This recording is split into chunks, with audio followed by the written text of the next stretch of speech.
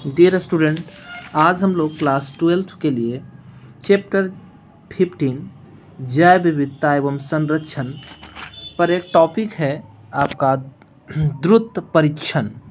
Cryo preservation से आप क्या समझते हैं उसको हम लोग जानेंगे। क्या है ये क्रायो प्रिजर्वेशन, इसको देखना है। तो ये तकनीक जो है इसके द्वारा दुर्लभ और संकटग्रस्त जीवों के जीव द्रव्य को कम तापमान पर या फिर द्रव्य नाइट्रोजन में हम लोग लंबे समय के लिए संरक्षित करके रखते हैं। इसमें कोशिकाएं या उत्तक या अंग को ठंडे तापमान पर जमा देने और भविष्य में इस्तेमाल करने के लिए ही संरक्षित किया जाता है। इस तकनीक को क्रायो प्रिजर्वेशन कहा जाता है ना, या फिर क्रायो बैंकिंग भी कहा जाता है। हम जानते हैं कि हमारे आसपास बहुत सारे दुर्लभ और संकटग्रस्त जीव हैं जिनकी संख्या या तो काफ़ी कम हो गई है या आने वाले समय में ये गायब हो सकते हैं। तो उनको संरक्षित करना आवश्यक है या विकास करना, जिससे कि वो इस बदलते हुए परिवेश में जीवित रह सके। इसके लिए क्रायो प्रिजर्वेशन टेक्निक का यूज किया जाता है।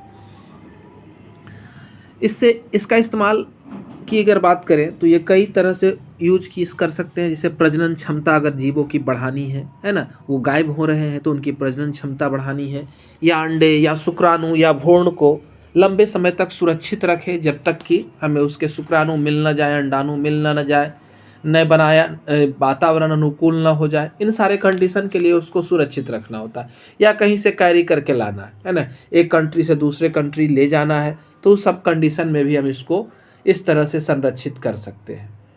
इसमें कैंसर जैसी बीमारियों के इलाज के लिए कोशिका, उत्तक या अंगों को हम लोग प्रिजर्व करके जमा कर करके रखते हैं, है ना।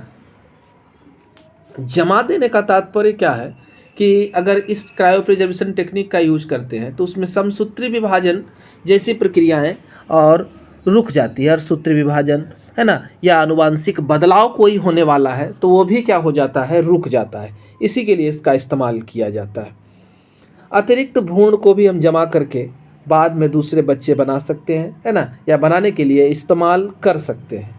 जमा हुआ भ्रूण जो है, जो बिल्कुल विकास नहीं कर रहा है, वृद्धि नहीं हो रही है, साल 2 साल 5 साल तक उसको संरक्षित कर सकते हैं। इस जमे हुए भ्रूण को किसी डोनर प्रोग्राम के जरिए दिया भी जा सकता है ना।